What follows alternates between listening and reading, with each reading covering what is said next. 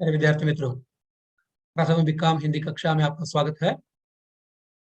पिछली कक्षा में हम कबीर के दोहे पढ़ चुके हैं और आज की कक्षा में हम तुलसीदास के चौपाई पढ़ेंगे। आपके पाठ्यक्रम में यहाँ 5 चौपाइयाँ रखी गई हैं। आपके पास पुस्तक नहीं है, लेकिन मैं जो यहाँ स्क्रीन शेयर करूँगा उसमें आप देख सकते हैं और कक्षा के बाद में आपको उसका फोटो भी भेज दूंगा।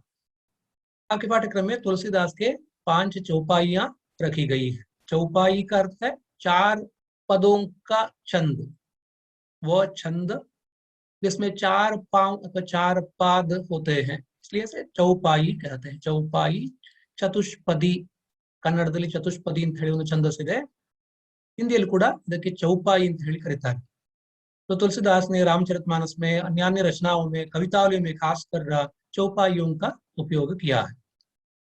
दोहा एक छंद है, चौपाई एक छंद है, और इसी तरह बहुत सारे छंद हैं। तो छंद शास्त्र का अध्ययन करने पर हमें यह पता चलेगा कि कितने सारे छंद हैं, तो उन छंदों का स्वरूप क्या है, तो उनमें कितनी पंक्तियां होती हैं, कितने मात्रागण होते हैं, अक्षरगण होते हैं, और इन सब का परिचय हमें मिलता है। तो इन सब की गहराई में हम नहीं जाएंगे, तो हम तुलसीदास के 5 चौपाइयां आपके पाठ्यक्रम में जो रखी गई हैं, तो इनका अध्ययन करेंगे। सबसे पहले हम तुलसीदास का परिचय प्राप्त करेंगे।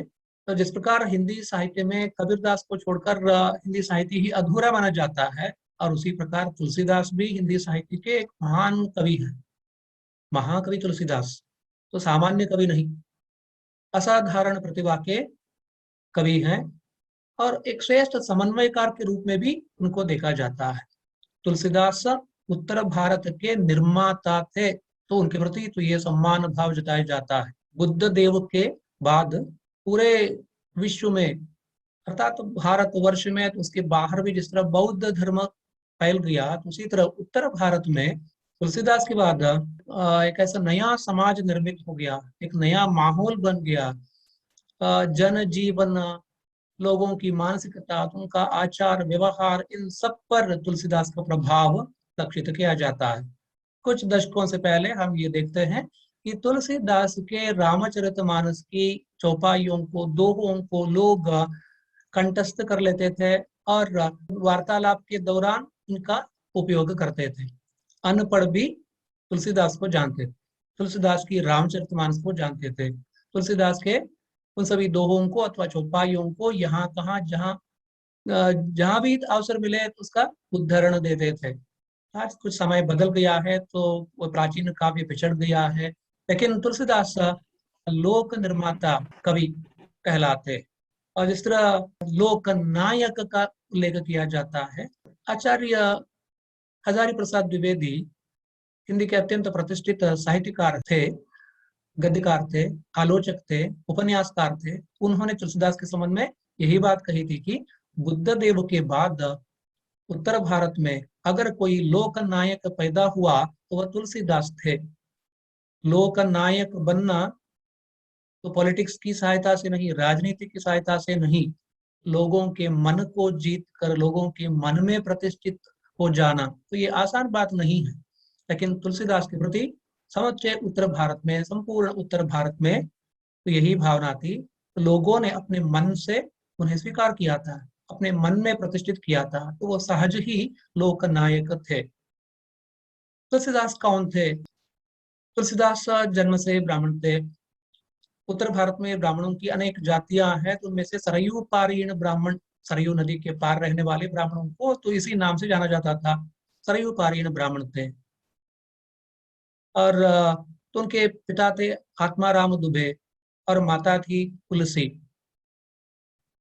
आत्माराम दुबे और तुलसी के पुत्र के रूप में तुलसीदास का जन्म जब हुआ, और उस वक्त उनके जन्म के संबंध में कई किंवदंतियां हैं, अर्थात दंत कथाएं हैं कि 12 महीने तो अपनी माँ के गर्भ में रहे, और इस तरह माँ को बच्चे को जनना बहुत ही मुश्किल हो गया था। और जबकि तो उनका जन्म हुआ तो उनके मुंह में दांत थे। जन्मते ही उन्होंने राम का नाम लिया और इसलिए उनका नामकरण किया गया, राम बोला। तुलसीदास का बचपन का नाम है रामबोला। और वो जिस नक्षत्र में जन्मे थे, अर्थात उनकी जो जन्म कुंडली बनाई गई उसमें यही पाया जाता है कि वो मूल नक्षत्र के गंडांत में जन्मे थे। मूल नक्षत्र में जन्म लेना अशुभ माना जाता है, और खासकर मूल नक्षत्र के अंतिम जो पाद होते हैं उसमें जन्म लेना वो माता पिता के लिए हानिकारक बताया जाता है। तुलसीदास तो इस तरह जन्मे थे। इसका परिणाम है अथवा किसी और तरह का कारण है, लेकिन तो ऐसी कुछ दुर्घटनाएं हो गई। तो तुलसीदास जब छोटे थे तब उस वक्त कुछ ही महीनों के बाद उनकी माता की मृत्यु हो गई, और पिता ने तुलसीदास को का एक दासी के हाथ में रख दिया परवरिश के लिए। और कुछ समय बाद दासी भी मर गई और पिता संन्यास लेकर बाद में चले गए। 5 वर्ष की अवस्था में तुलसीदास अनाथ हो गए। तो अनाथ होकर वो दर दर भटक रहे थे, और उस वक्त बाबा नरहरि दास नामक एक सन्यासी विद्वान और वहां थे। उन्होंने इस बच्चे को आश्रय दिया अपने यहाँ। इस बच्चे पर यह आरोप लगाता इसने अपनी माँ को खा लिया, अपने पिता को खा लिया, अपने परिवार को खा लिया, मूल नक्षत्र में जन्मा है, अशुभकारी है। तुलसीदास के प्रति किसी के मन में प्रेम नहीं था, इसलिए कि तो उनके जन्म के साथ ही परिवार का बुरा हुआ, तुलसीदास को अशुभ कहा गया था। और तुलसीदास 5 वर्ष की आयु में अनाथ हो गए थे। बाबा नरहरि दास ने अपने आश्रम में उन्हें जगह दी, उन्हें आश्रय दिया और उन्हें बड़ा किया। और उन्होंने तुलसीदास को शिक्षा दी, राम बोला को शिक्षा दी, संस्कृत की शिक्षा, क्योंकि बाबा नरहरि दास पंडित थे, विद्वान थे, ज्ञानी थे, सन्यासी थे। तो उन्होंने तुलसीदास की शिक्षा का प्रबंध किया अपने यहाँ अपने आश्रम में। तुलसीदास बड़े हो गए और युवक बन गए, तब नरहरि दास ने सोचा कि तो अब तो इसका विवाह किया जाए तो अच्छी बात है। तो उन्होंने ही विवाह का प्रस्ताव रखा और एक कन्या भी ढूंढ निकाली। रत्नावली नामक एक सदगृहस्थ कन्या के साथ उसका विवाह करवाया। बाबा नरहरि दास ने तो जो स्वयं सन्यासी थे, लेकिन अपने पुत्रवत्त अथवा अपने शिष्य के समान जिसको उन्होंने पाला पोसा बड़ा किया, उस राम बोले का विवाह रत्नावली के साथ करा दिया। रत्नावली एक संपन्न परिवार की लड़की थी। तुलसीदास को एक संभ्रांत जीवन प्राप्त हो गया इसके बाद, लेकिन पत्नी के साथ उनका जीवन कैसे चला तो इसका परिचय हमें उनकी रचनाओं से हमें मिलता है। कुछ चिटपुट अथवा गड़बड़ थी, वहां समस्याएं थी, गृहस्थी की समस्याएं थी। एक बार तुलसीदास की पत्नी रत्नावली जो देखने में बहुत ही सुंदर थी, तुलसीदास भी उसके प्रति आकर्षित थे। उसे छोड़कर एक क्षण भी उनसे रहा नहीं जाता था। लेकिन वो मायके चली गई, अपने पिता के घर चली गई, और तुलसीदास तो दिन भर अपने घर में अकेले रहे। और जबकि रात हो गई तो उनसे तो अकेले रहना मुश्किल हो गया उनके लिए। और वे भी तो अपनी पत्नी के घर चल पड़े। आधी रात हो गई थी, बारिश थी, भारी वर्षा हो रही थी, प्रवाह था नदी में। नदी पार करके वो पत्नी के घर पहुंच गए। आधी रात बीत चुकी थी, सभी दरवाजे बंद थे, और उस वक्त वह खिड़की के मार्ग से, वातायन के मार्ग से, तो ऊपरी मंजिल पर उनकी पत्नी जो सो रही थी, और खिड़की के मार्ग से वो अंदर घुसे, अंदर पहुंचे। और उनकी पत्नी बहुत घबरा गई, नाराज हो गई अपने पति से। तो इस तरह आधी रात में तो मुझे देखने के लिए इतनी दूर इस भारी वर्षा में नदी पार करके आप संकट मोल लेकर यहाँ आए, तो इसकी क्या आवश्यकता थी? तो मेरे सौंदर्य के प्रति इतना मोह, इतना आकर्षण क्या उचित है? आप तो विद्वान हैं, पढ़े लिखे हैं, आपके पिताजी, आपका परिवार वाले सभी तो राम भक्त हैं, फिर भी तो आप में वो राम का मोह, तो राम की भक्ति दिखाई नहीं देती। तो मेरे प्रति आपके मन में जो प्रेम है, मोह है, तो आकर्षण है, तो ये अगर प्रभु श्री राम के प्रति होता तो आपका उद्धार हुआ होता। तो वो बहुत खरीखोटी सुनाती है, झिड़कती है, नाराज हो जाती है, गाली देती है, तुलसीदास की निंदा करती है। तो उसका ये करना तो सहज है, स्वाभाविक है। आधी रात में कोई पुरुष खिड़की के मार्ग से अंदर आए एक स्त्री के पास, अगर कोई देखे तो लोग क्या कहेंगे, उसे कुलभ्रष्ट तो चरित्र भ्रष्ट तो कहेंगे। तो तभी तो वह गाली दे रही थी, निंदा कर रही थी अपने पति की। लेकिन तुलसीदास जो बहुत प्यार करते थे अपनी पत्नी से, तो उनको बहुत बुरा लगा इससे। और उनके मन में ये सोच भी आई, पत्नी ने जो कहा तो वो सच ही है। तो मनुष्य शरीर के सौंदर्य के प्रति उनके मन में जो आकर्षण है, और इतना ही आकर्षण अथवा प्रेम मोह राम के चरणों में होता तो उनका उद्धार होता। तो वो इसी धुन में वहां से निकल पड़े, घर छोड़कर निकल पड़े, जंगलों में घूमने लगे, भटकने लगे। और आखिरकार जंगल में उन्हें हनुमान के दर्शन हो गए। हनुमान जी को वे अपने गुरु मानते हैं, और उन्होंने राम कथा सुनाई तुलसीदास को। तो ये सभी तो कहानी है, लेकिन यहाँ हम इस संबंध में सोच सकते हैं, विचार कर सकते हैं कि तुलसीदास प्रकांड पंडित थे। इससे पहले ही बाबा नरहरि आनंद व नरहरि दास के पास बैठकर उन्होंने संस्कृत की बहुत ही गंभीर शिक्षा प्राप्त की थी। वेद वेदांग उपनिषद का शास्त्र, तो इन सब का अध्ययन वो कर चुके थे। और उनके मन में राम भक्ति पहले से ही थी, लेकिन पत्नी के मोह में आकर्षण में वो सब मंद पड़ गई थी। अब वो जागृत हो गई उनमें, तो राम कथा याद आई। हनुमान उनके लिए एक महान नायक हैं अथवा उपनायक हैं रामायण में। तो हनुमान को अपने गुरु के रूप में वो देखते हैं, क्योंकि हनुमान भक्त हैं राम के। तुलसीदास चाहते हैं कि वे भी तो हनुमान की तरह भक्त हो जाएं। हनुमान की भक्ति हमारे लिए अनुकरण योग्य है, और ऐसे भक्त संसार में बहुत ही कम है। तो इसलिए तुलसीदास भी तो चाहते थे हनुमान की तरह राम की भक्ति करे। तो उन्होंने हनुमान को अपना गुरु स्वीकार कर लिया, और हनुमान से ही तो उन्हें राम कथा की प्रेरणा मिली। तो पति के मोह में वो पड़े थे, और उनके मन में सहज ही भक्ति थी। उस भक्ति का प्रभाव अब हम देख सकते हैं कि वो जागृत हो गई फिर से, और उन्होंने राम कथा लिखने का निश्चय किया अपने मन में। और इस तरह निश्चय करके तो वो लिखने बैठे। काशी में रहते हुए, बनारस में रहते हुए, तो उसके बाद अयोध्या में जाकर उन्होंने राम कथा लिखी। तो इसलिए रामचरितमानस की निर्मित हुई। रामचरितमानस हिंदी का श्रेष्ठ महाकाव्य है। तुलसीदास का जन्म का नाम रामबुला। उसके बाद वो तुलसीदास बने 1568 संवत में, तो उनका जन्म हुआ था। अर्थात ईस्वी के रूप में देखें तो 1511 ईस्वी में उनका जन्म हुआ था। सोरो तो सूकर क्षेत्र, कासगंज उत्तर प्रदेश में। और उनकी मृत्यु 1623 ईस्वी में हुई थी, वाराणसी में, बनारस में। और उनके गुरु थे नरहरिदास। तो उनको गोस्वामी, अभिनव वाल्मीकि इत्यादि नाम से जाना जाता है। गोस्वामी संन्यास परंपरा के उन व्यक्तियों को जो चित्त व इंद्रिय निग्रह कर लेते हैं, तो उनको गोस्वामी कहा जाता है। तो उन्होंने रामायण की पुनर्रचना की, और ये बहुत ही प्रसिद्ध हो गई पूरे उत्तर भारत में। तुलसीदास की रामायण ही वाल्मीकि रामायण के बाद की महान रचना है। ಹಾಗಾಗಿ तुलसीदास अभिनव वाल्मीकि ಕೂಡ ಕರೆಯುವ क्रम ಇದೆ। साहित्यिक कार्य के संबंध में हम देखेंगे तो रामचरितमानस उनका श्रेष्ठ महाकाव्य है। उसके बाद विनय पत्रिका है, दोहावली है, कवितावली है, हनुमान चालीसा है, वैराग्य संदीपनी है, जानकी मंगल है, पार्वती मंगल है, बरवई रामायण है। ये सभी उनकी रचनाएं हैं। और तुलसीदास राम भक्त हैं। भक्ति काल के महान कवि के रूप में उनको देखा जाता है। और उनका कथन बहुत ही प्रसिद्ध है, सिया राममय सब जग जानी, करो प्रणाम जोरी जुग पानी।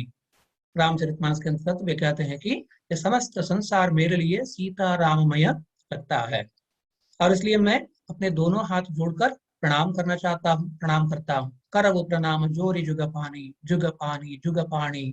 अर्थात दोनों हाथ जोड़कर मैं प्रणाम करता हूँ, क्योंकि ये समस्त संसार सीता राममय है।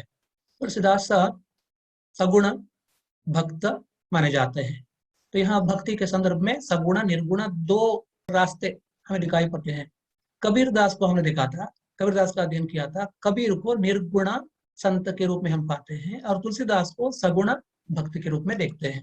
सगुण निर्गुण का अंतर हम जानते हैं कि प्राचीन भारतीय शास्त्रों में जो चर्चाएं की गई हैं, तो जहाँ अद्वैत द्वैत की चर्चा हुई है, अद्वैत का ही दूसरा नाम निर्गुण है और द्वैत का ही दूसरा नाम सगुण है। तो तुलसीदास द्वैत मार्गी थे, वैष्णव थे, विष्णु भक्त थे, विष्णु के अवतार राम के भक्त थे। तो यहाँ उनकी समस्त रचनाओं में राम की ही भक्ति है। तो सभी रचनाओं में सिर्फ राम की ही भक्ति है तो ये बात नहीं है। पार्वती मंगल, कृष्ण गीतावली नामक एक और रचना भी है जिसमें कृष्ण का चित्रण उन्होंने किया है। पार्वती मंगल में शिव और पार्वती के कथानक का उन्होंने चित्रण किया है। लेकिन इनकी सर्वोन्नत रचना है, तो भारत की सर्वोन्नत रचना है, हिंदी साहित्य की सर्वोन्नत रचना है रामचरितमानस। तो रामचरितमानस तुलसीदास द्वारा विरचित रामायण है। वाल्मीकि के बाद लोगों को प्रभावित करने वाली रामायणों में तुलसीदास ही अत्यंत महत्वपूर्ण है। वे संस्कृत के प्रकांड पंडित थे, शास्त्रज्ञ थे, और फिर भी उन्होंने तत्कालीन सामान्य जनता की भाषा में, अवधि में रामचरितमानस की रचना की। ಉಳಿದೆಲ್ಲ ಸಂಸ್ಕೃತದ ಕವಿಗಳು ಸಂಸ್ಕೃತವನ್ನು ಓದಿಕೊಂಡವರು ಸಂಸ್ಕೃತದಲ್ಲೇ ಬರಿತಾ ಇದ್ರೆ, ತುಳಸಿದಾಸರು ಜನಸಾಮಾನ್ಯರಿಗೆ ಇದನ್ನೆಲ್ಲ ತಿಳಿಸಿಕೊಡುವ ಉದ್ದೇಶಕ್ಕೆ ಅದನ್ನ ಹಿಂದಿಯಲ್ಲಿ ಬರೀತಾರೆ. ಅವರಿಗೆ ಸಂಸ್ಕೃತ ಗೊತ್ತಿರಲಿಲ್ಲ ಅಂತ ಸಂಸ್ಕೃತದ ಪ್ರಕಾಂಡ ಪಂಡಿತರು, ಮಹಾಪಂಡಿತರು ತುಳಸಿದಾಸರು, ಆದ್ರೆ ಅವರು ಬರೆದದ್ದು ಹಿಂದಿಯಲ್ಲಿ ಜನರಿಗೋಸ್ಕರ, ಸಾಮಾನ್ಯ ಜನರಿಗೋಸ್ಕರ. सामान्य जनरिಗೂ ಕೂಡ ಎಲ್ಲ विद्ये तिलवड़के ಬೇಕು। तो वो जमाना था, वह समय था जबकि सामान्य लोगों को शिक्षा प्राप्त नहीं हो पाती थी और इस तरह का ज्ञान अथवा विज्ञान लोगों को परिचित नहीं था। तो उसका सारा ही तो लोग जानते थे, उन सबके गहरे में जानने का अवसर उनको प्राप्त नहीं था। तुलसीदास ने सोचा कि उनके पास जो ज्ञान है, उनके पास जो विद्या है, और उसको सबकी समझ में आ जाए ऐसी भाषा में रचे तो सामान्य जनता समझती है। तो सामान्य जनता की भाषा में अत्यंत सुंदर और ढंग से तो उन्होंने रामचरितमानस नामक रचना की। और इसलिए ये पंडित पामर दोनों के लिए रंजक और ज्ञानवर्धक पुस्तक है अथवा ग्रंथ है, रचना है रामचरितमानस। तुलसीदास ने इसका नाम रखा रामचरितमानस। ये राम का चरित्र है और ये मानस सरोवर के समान है। मानस सरोवर में हंस पक्षी जो विचरते हैं, और मानस शब्द का दूसरा अर्थ है मन। तो मन में तो राम के चरित्र को हम अवसर दे, हमारा मन पवित्र हो जाएगा। तो मानस रूपी सरोवर में उतरने में यहाँ 7 सीढ़ियां होती हैं। तो उन 7 सीढ़ियों के रूप में यहाँ 7 अध्याय हैं, 7 कांड हैं। इसमें बालकांड से लेकर उत्तरकांड तक 7 कांड हैं और इनको तुलसीदास सीढ़ियां कहते हैं। मानस सरोवर में उतरने के लिए सीढ़ियां है ये।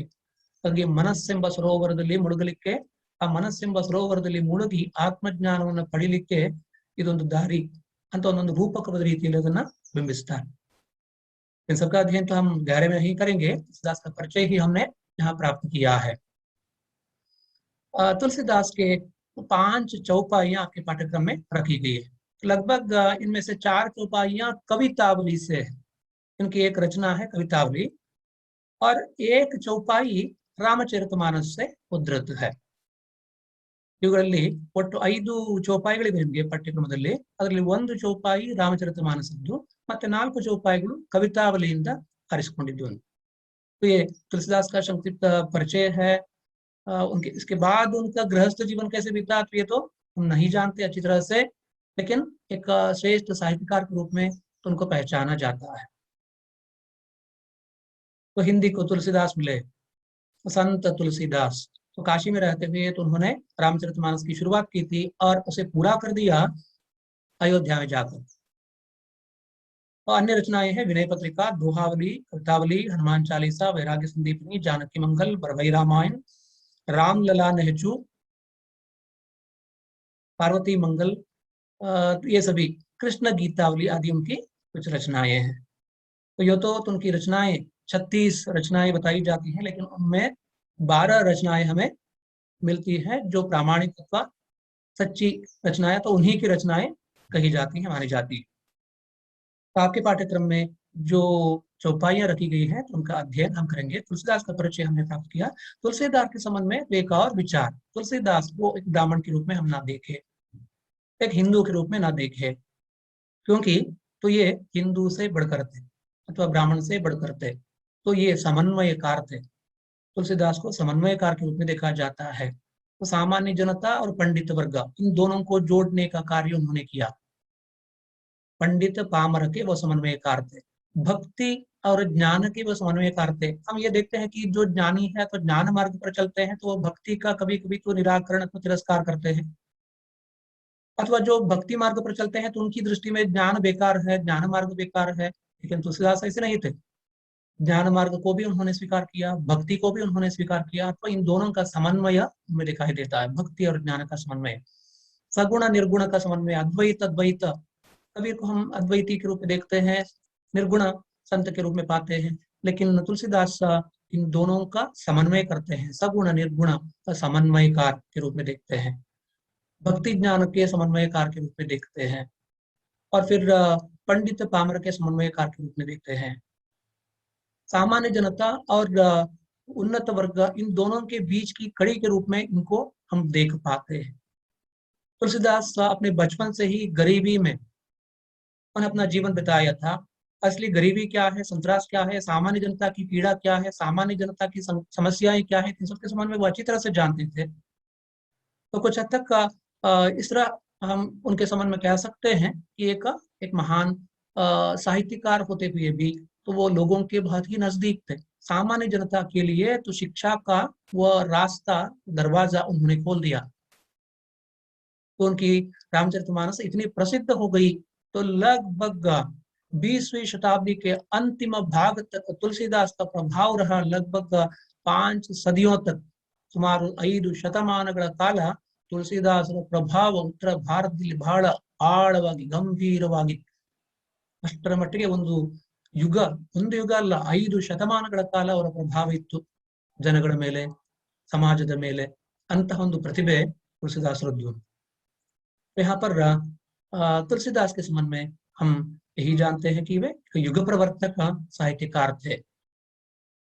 और उन्होंने एक जगह ये भी कही, अगर कोई मुझे घर से निकाल दे, मुझे कोई आश्रय ना दे, तो वो तो ये कहते हैं कि मैं सड़क के किनारे सो जाऊंगा अथवा मस्जिद में जाकर सो जाऊंगा। तो उन्होंने ये बात कही, ನಾನು ಬೇಕಾದ್ರೆ ಮಸೀದಿಯಲ್ಲಿ ಹೋಗಿ ಮಲಗ್ತೇನೆ, ಸೊ ಆಶ್ರಯ ಕೊಡದೆ ಹೋದ್ರೆ। ಅಂದ್ರೆ ಅವರಿಗೆ ಅಂತಹ ಮುಸಲ್ಮಾನ ಸ್ನೇಹಿತರು ಇದ್ರು, ಸಂಪ್ರದಾಯವಾದಿ ಬ್ರಾಹ್ಮಣರಾಗಿದ್ದಂತಹ ತುಳಸಿದಾಸರಿಗೆ ಮುಸಲ್ಮಾನ ಸ್ನೇಹಿತರಿದ್ರು ಆ ಕಾಲದಲ್ಲಿ। ಅಂತಹ ಒಬ್ಬ ತುಳಸಿದಾಸರು ಸಮನ್ವಯಕಾರರಾಗಿ ನಾವು ನೋಡ್ಬೇಕು। ಹಾಗಾಗಿ ಸಮನ್ವಯಕಾರರಾಗಿ ಅವರು ಪ್ರಸಿದ್ಧ। और ಎಲ್ಲೂ ಕೂಡ ವಿವಾದಕ್ಕೆ ಅವಕಾಶ ಮಾಡಿಕೊಡುವುದಿಲ್ಲ।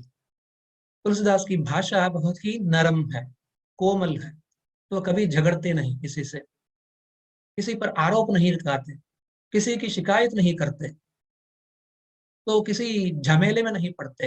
तो बहुत ही मृदुभाषी है और उनका स्वर, उनकी भाषा कोमल है, तो सबके साथ मिलजुल कर जीने का उनका विचार है। तो समन्वयकार क्यों ही नहीं बनते।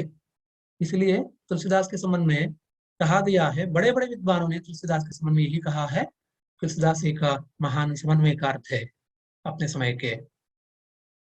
तो उनके 4 चौपाइयां तो सिर्फ नमूनों के रूप में आपके पाठ्यक्रम में रखी गई, और इनमें राम भक्ति का चित्रण किया गया है। क्योंकि रामायण से वो परिचित है, तो रामायण को छोड़कर अथवा राम को त्याग कर उनको कुछ दिखाई नहीं देता। और वो यही कहते हैं कि ये समस्त संसार सीता राममय मैं समझता हूँ, और इसलिए इस संसार को मेरा प्रणाम है। ಈ ಜಗತ್ತೇ ಸೀತಾರಾಮಮಯವಾಗಿದೆ, ಹಾಗಾಗಿ ಈ ಜಗತ್ತಿಗೆ ನನ್ನ ಪ್ರಣಾಮ। ಜಗತ್ತನ್ನು ನಾನು ದೇವರ ಆವಾಸವಾಗಿಯೇ ನೋಡ್ತೇನೆ। ಈಶಾವಾಸ್ಯವಿದಂ ಸರ್ವಂ ಯತ್ಕಿಂಚ ಜಗತ್ಯಾಂ ಜಗತ್, तो ये समस्त संसार ईश का आवास है। इडೀ ಜಗತ್ತು, ಈ ಸಮಸ್ತ ವಿಶ್ವ ಈಶನ ಆಸಸ್ಥಾನವಾಗಿದೆ। ಹಾಗಾಗಿ ಇಡೀ ಜಗತ್ತನ್ನ ಸೀತಾರಾಮಮಯವಾಗಿ ನಾನು ನೋಡ್ತೇನೆ, ಹಾಗಾಗಿ ಜಗತ್ತಿಗೆ ನನ್ನ ಪ್ರಣಾಮ, ಜಗತ್ತಲ್ಲಿರುವ ಸಮಸ್ತ ಜೀವಿಗಳಿಗೂ ನನ್ನ ಪ್ರಣಾಮ ಅಂತ ಹೇಳುವಂತಹ ತುಳಸಿದಾಸರು। तो ये उनके विचार थे, उनकी वैचारिकता थी। अब उनके कुछ चौपाइयों को देखने का अवसर है। आपके पाठ्यक्रम में जो चौपाइयां रखी गई हैं, उनमें से एक चौपाई है, यहाँ नंबर जो लगे हैं 2, 3 आदि, इनमें से जो पुस्तक में छपी है उसमें पहला जो छंद है तो वो चौपाई नहीं है, तो वो आपके पाठ्यक्रम में नहीं। सिलेबस की बात मैं कर रहा हूँ। नंबर 1 और नंबर 4 ये दोनों आपके पाठ्यक्रम में नहीं है। अगर आपके पास पुस्तक है तो आप देख सकते हैं कि नंबर 1 और नंबर 4 आपके पाठ्यक्रम नहीं है। नंबर 2 नंबर 3 ಐದು ಚೌಪಾಯಿಗಳು ನಿಮಗೆ पाठ्यक्रमದಲ್ಲಿ ಇವೆ। पहला जो छंद है चौपाई है। चौपाई छंद का नाम है, मैं पहले ही बता चुका हूँ, चौपाई छंद का नाम है, जिसमें 4 पाद होते हैं। 4 ಲೈನ್ಗಳ 4 ಸಾಲುಗಳ ಒಂದು ಛಂದಸ್ಸಿದು, ಒಂದು ಮೆಟ್ರಿಕ್। ಹಾಗಾಗಿ ಈ ಒಂದು ಮೆಟ್ರಿಕ್ ಅಲ್ಲಿ, ಈ ಒಂದು ಛಂದಸ್ಸಿನಲ್ಲಿ 4 ಸಾಲುಗಳು ಬರ್ತವೆ। ಅದರಲ್ಲಿ ಮೊದಲ 2 ಸಾಲುಗಳು ಒಂದು ತರ, ಕೊನೆಯ 2 ಸಾಲುಗಳು ಒಂದು ತರ ಕಾಣಿಸ್ತವೆ। ಈ 4 ಸಾಲುಗಳ ಛಂದಸ್ಸಿಗೆ ಚೌಪಾಯಿ ಅಂತ ಹೆಸರು। और यहाँ प्रत्येक चौपाई अलग अलग संदर्भ को लेकर है। ಪ್ರತಿಯೊಂದು ಚೌಪಾಯಿ ಕೂಡ ಬೇರೆ ಬೇರೆ ಸಂದರ್ಭವನ್ನು ಹೊಂದಿದೆ, ರೆಫರೆನ್ಸ್ ಅನ್ನು ಹೊಂದಿದೆ। ನಾನು ಅದನ್ನು ಹೇಳ್ತಾ ಮುಂದುವರಿಸ್ತೇನೆ। यहाँ पहली चौपाई जो है, कीर के कागर जो नृपचीर विभूषण उपम अंग निपाई, औध तजी मगवास को रोक जो पंथ के साथी जो लोग लुगाई, संग सुबंधु पुनीत प्रिया मनोधर्म क्रियाधरि देह सुहाई, राजीव लोचन राम चले तजी बापू का राज्य बटाऊ किनाई। ये जो चौपाई है इसमें राम कथा है और ये कवितावली के अंतर्गत है। कवितावली में भी रामायण की ही कहानी। कवितावली में भी 7 अध्याय हैं। बालकांड से लेकर उत्तरकांड तक 7 अध्याय हैं। तो रामायण में वाल्मीकि में जिस तरह 7 अध्याय हैं, 7 कांड हैं, बालकांड अरण्य कांड आदि, तो यहाँ उसे उद्धृत करके आपके पाठ्यक्रम में रखा गया है। और अयोध्या कांड की कहानी हम जानते हैं, राम कथा जानते हैं, मैं ज्यादा कहना नहीं चाहता। राम कहानी, रामायण की कहानी आप जानते हैं। राम तो दशरथ पुत्र है, अपने पिता का वचन निभाने के लिए तो वह वनगमन करता है, जंगल में जाता है। इतना निस्पृह उस गद्दी के प्रति, सिंहासन के प्रति उसके मन में कुछ भी तो मोह नहीं है। ಸಿಂಹಾಸನದ ಮೇಲೆ ಯಾವುದೇ ರೀತಿಯಾದಂತಹ ಮೋಹವಿಲ್ಲದೆ ತಮ್ಮ ಭರತನಿಗಾಗಿ ತಾಯಿ ಕೈಕಿಯ ಮಾತನ್ನು ನಡೆಸ್ಕೊಡ್ಲಿಕ್ಕೆ, ತಂದೆ ತಾಯಿಗೆ ಕೊಟ್ಟಂತಹ ಮಾತನ್ನು ಉಳಿಸ್ಲಿಕ್ಕೆ, ನಡೆಸಲಿಕ್ಕೆ ಅಂತ ಹೇಳಿ ರಾಮ अरमनेಯನ್ನು ತ್ಯಜಿಸಿ, अयोध्यೆಯನ್ನು ತ್ಯಜಿಸಿ ಕಾಡಿಗೆ ಹೋಗ್ತಾನೆ। वनवास उसे मिलता है कैकेयी के आदेश के अनुसार, उसकी इच्छा के अनुसार 14 वर्ष। तो 14 वर्ष वनवास के लिए जब राम निकलते हैं, राम के साथ सीता भी चल पड़ती है और भाई लक्ष्मण भी उनके साथ हो जाता है। इस तरह राम, सीता और लक्ष्मण ವನಗಮನ करते हैं। रामायण की कहानी आप जानते हैं। ಹಾಗಾಗಿ ವನಗಮನ, ವನವಾಸಕ್ಕೆ ಹೊರಡ್ತಾ ಇರುವಂತಹ ಸಂದರ್ಭ ಅಯೋಧ್ಯ ಕಾಂಡದ ಮೊದಲನೆಯ ಚೌಪಾಯಿ। ಆಗ ಅಯೋಧ್ಯ ಕಾಂಡದಲ್ಲಿ ಆ ಹಿಂದಿನ ಘಟನೆಗಳಲ್ಲಿ ನೀವು ರಾಮಾಯಣದ ಕಥೆಯನ್ನು ನೋಡಿ ತಿಳ್ಕೊಳ್ಳಿ। राम वनगमन के लिए निकल पड़ते हैं, जंगल जाने लगते हैं। और जंगल जाते वक्त तो सब कुछ छोड़ के जाना है, तो किस तरह अपना मोह त्याग कर वो चल पड़ते हैं, इसका चित्रण इस चौपाई में किया गया है। ಹಾಗಾಗಿ ಈ ಚೌಪಾಯಿಯಲ್ಲಿ ರಾಮನ ವನಗಮನದ ಚಿತ್ರಣ ಇದೆ, ಅವನು ಕಾಡಿಗೆ ಹೋಗುವುದರ ವಿವರಣೆ ಚಿತ್ರಣ ಇದೆ। ಅದು ಹೇಗೆ ಕಾಡಿಗೆ ಹೊರಟ ಅನ್ನುವಂತಹ ಒಂದು ವಿವರಣೆಯ ಜೊತೆಗೆ ಈ ಚಿತ್ರಣ ಬರ್ತದೆ। कीर के कागर जो नृपचीर विभूषण उपम अंग निपाई, औध तजी मगवास पुरुख जो पंथ के साथी जो लोग लुगाई। तुलसीदास कहते हैं कि राम निकल पड़ते हैं अयोध्या त्याग कर, राजभवन त्याग कर। ऐसे निकल पड़ते हैं, अपना राजसी वेशभूषण को त्याग देते हैं, राजसी वस्त्र त्याग देते हैं। राम राजकुमार ರಾಜಕೀಯವಾದಂತಹ ಸುಂದರವಾದಂತಹ ರೇಷ್ಮೆಯ ಉಡುಪುಗಳನ್ನ, ವಸ್ತ್ರಗಳನ್ನ, ಆಭೂಷಣಗಳನ್ನ ಅವುಗಳೆಲ್ಲವನ್ನು ಕೂಡ ತ್ಯಜಿಸಿ ನಾರುಮಡಿಯನ್ನ, ಸಾಮಾನ್ಯ ಬಟ್ಟೆಯನ್ನ, ಹಳದಿ ಬಟ್ಟೆಯನ್ನು ಸುತ್ತಕೊಂಡು ಉಟ್ಟುಕೊಂಡು राम काडिगे ಹೊರಡ್ತಾನೆ। और इसके चित्रण तुलसीदास इस तरह से कर रहे हैं। कीर के कागर जो, कीर के कागर, कीर का अर्थ है तोता, कीर का अर्थ है तोता, तोता ಅಂತ ಹೇಳಿದ್ರೆ ಗಿಳಿ। कागर का अर्थ है पंख, गरी, रेक्के, हुक्का। कीर के कागर मतलब है तोते के पंख, तोते के पंख के समान, जो जैसे तोते के पंख के समान। नृपचीर, नृपचीर का मतलब है राजसी वस्त्र, नृप राजा, चीर का अर्थ है वस्त्र, राजसी वस्त्र विभूषण आभूषण, सोने के गहने आभूषण, ये सब छोड़कर चल पड़े, निकल पड़े ಅಂದ್ರೆ ಹೋಗುವ ಕಾಡಿಗೆ ಹೋಗುವಾಗ ಏನನ್ನೂ ತೆಗೆದುಕೊಂಡು ಹೋಗ್ಲಿಲ್ಲ, ಮೈ ಮೇಲೆ ಧರಿಸಿದಂತಹ ಚಿನ್ನದ ಆಭರಣಗಳನ್ನ, ರಾಜಸಿ ವಸ್ತ್ರಭೂಷಣಗಳನ್ನ, ವೇಷಭೂಷಣಗಳನ್ನ ಎಲ್ಲವನ್ನು ಕೂಡ ಕಳಚಿಟ್ಟು, ಪೀತಾಂಬರವನ್ನು ತೆಗೆದಿಟ್ಟು, ರೇಷ್ಮೆ ವಸ್ತ್ರವನ್ನು ತೆಗೆದಿಟ್ಟು, ಆಭೂಷಣಗಳನ್ನು ತೆಗೆದಿಟ್ಟು, ಸಾಮಾನ್ಯ ನಾರುಮಡಿಯನ್ನ ಹೊತ್ತುಕೊಂಡು ಅವನಲ್ಲಿಂದ ಹೊರಡ್ತಾನೆ. ಅದು ಹೇಗೆ ಅಂತ ಹೇಳಿದ್ರೆ, ಗಿಳಿ ತನ್ನ ಹುಕ್ಕವನ್ನು ತ್ಯಜಿಸಿದ ಹಾಗೆ ಅಂತ. ಇದೊಂದು ಕವಿರೂಢಿ ಅಥವಾ ಜನಗಳ ಒಂದು ಸಾಮಾನ್ಯ ನಂಬಿಕೆ ಅಷ್ಟೇ. कीर अर्थात तोता वसंत ऋतु में अपने पंखों को त्याग देता है। तो ये एक सामान्य विश्वास है लोगों में। तो लोग ऐसा मानते हैं कि वसंत ऋतु में जिस तरह पेड़ पौधे नए पत्तों से सुशोभित हो जाते हैं, पुराने पत्तों को झाड़कर, ಹೇಗೆ ಗಿಡ ಮರಗಳು ತಮ್ಮ ಹಸಿರಾದ ಎಲೆಗಳನ್ನು ಕಂಗೊಳಿಸುತ್ತವೋ, ಒಣಗಿ ಹೋದ ಎಲೆಗಳನ್ನು ಬೀಳಿಸಿಕೊಂಡು ಉದುರಿಸಿಕೊಂಡು ಹೊಸದಾಗಿ ಚಿಗುರೊಡೆಯುತ್ತವೋ, ಅದೇ ರೀತಿಯಾಗಿ ಗಿಳಿ ಕೂಡ ಹಾಗೆ ಮಾಡ್ತದೆ. ತನ್ನ ಹಳೆಯ ಪುಕ್ಕ ರೆಕ್ಕೆಗಳನ್ನೆಲ್ಲ ಕಳೆದುಕೊಂಡು ಹೊಸ ರೆಕ್ಕೆಗಳನ್ನ, ಪುಕ್ಕಗಳನ್ನ ಪಡ್ಕೊಳ್ತದೆ ಅಂತ ಒಂದು ನಂಬಿಕೆ ಜನಗಳಲ್ಲಿ. तुलसीदास के जमाने में तो ये विश्वास था लोगों में। तो वो समझते थे कि तोता वसंत ऋतु में अपने पंख को त्याग कर, पुराने पंख को त्याग कर नए पंख प्राप्त करता है, सुशोभित होता है। और जब नए पंख आ जाते हैं तो वह युवक लगता है, युवा लगता है। तोता जिस तरह अपने कागर, कीर तोता, कागर पंख, अपने पुराने पंख त्याग कर नए पंख प्राप्त कर लेता है, उसी तरह नृपचीर विभूषण, राजसी वस्त्र और आभूषण, इन सबको त्याग कर राम अपने सहज सौंदर्य से दिखाई दे रहे थे, सहज सुंदर दिखाई दे रहे थे। तो नील मेघ श्याम है राम देखने में, ನೀಲವರ್ಣ ರಾಮನ ಮೈಬಣ್ಣ.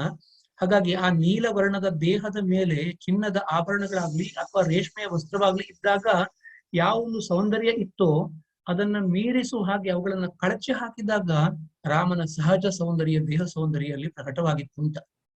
ಈ ರಾಮನ ದೇಹ ಸೌಂದರ್ಯದ ಚಿತ್ರಣ ಇದೆ. ರಾಜಸಿ ವಸ್ತ್ರ ಆಭೂಷಣ त्याग कर वो सहज सौंदर्य से विभूषित दिखाई दे रहे थे। और यहाँ तुलसीदास कहते हैं कि ये नृपचीर, राजसी वस्त्र अथवा विभूषण, आभूषण, सोने के गहने, और ये जैसे राम को त्याग कर वह बेकार हो गए और उनका सौंदर्य व्यर्थ हो गया, क्योंकि उनको ये प्रशंसा मिली थी राम के साथ रहने के कारण। राम के अंगों पर रहने से ही तो वह सुंदर दिखाई दे रहे थे। राम के अंगों को त्याग कर वह एकदम कुरूप हो गए, बेकार हो गए,